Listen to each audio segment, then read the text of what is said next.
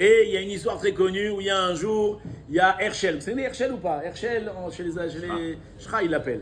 Herschel, c'est un vieux garçon comme ça, il n'est pas marié, il a gagné un petit peu d'argent, il a un petit peu. Bon.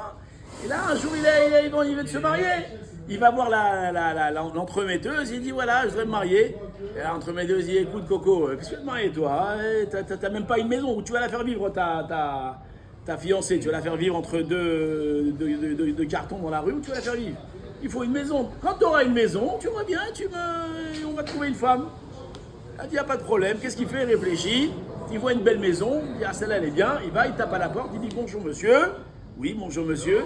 Est-ce que, si vous voulez, s'il vous plaît, est-ce que je peux vous louer la place pour un clou? Il dit, quoi? Il dit, voilà, oui, j'ai un clou. Je ne sais pas où le mettre. J'aimerais le placer chez vous. Est-ce que vous seriez d'accord de me louer la place de ce clou-là? Il dit, mais monsieur, écoutez, moi je ne peux pas, non mais c'est pas possible. Il dit, je suis prêt à bien vous payer. Combien vous voulez? Combien je donne de 200 euros par mois et vous me laissez mettre le clou chez vous.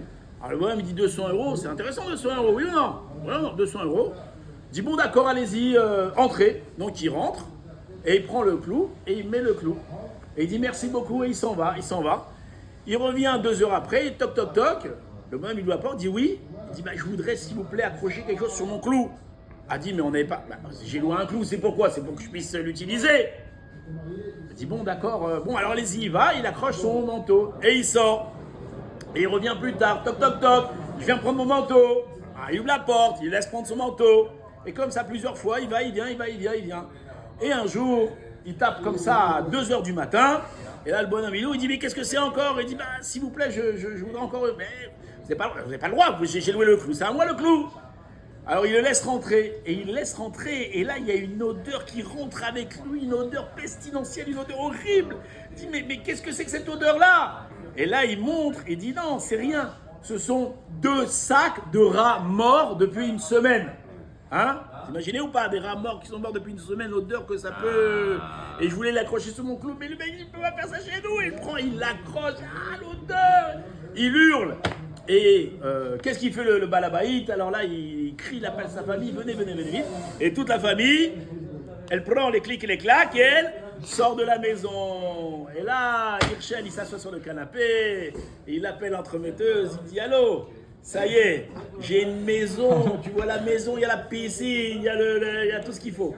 Est-ce que tu peux me présenter une femme? En tout cas, le Maguide de Douvno qui ramène ce machal, il explique que le Yetzer Hara, au début, il vient chez toi, qu'est-ce qu'il te demande? Viens, un petit truc, viens kiffer, viens jouer au paddle une fois de temps en temps, viens un petit truc une fois de temps en temps, bidon, viens à la plage, je vais boire un verre sur la plage, c'est bien. Et à la fin, il va rentrer dans ton cœur des rats morts, il va t'impurifier ton cœur. Donc venez tous les matins à clé étudier la Torah avec nous.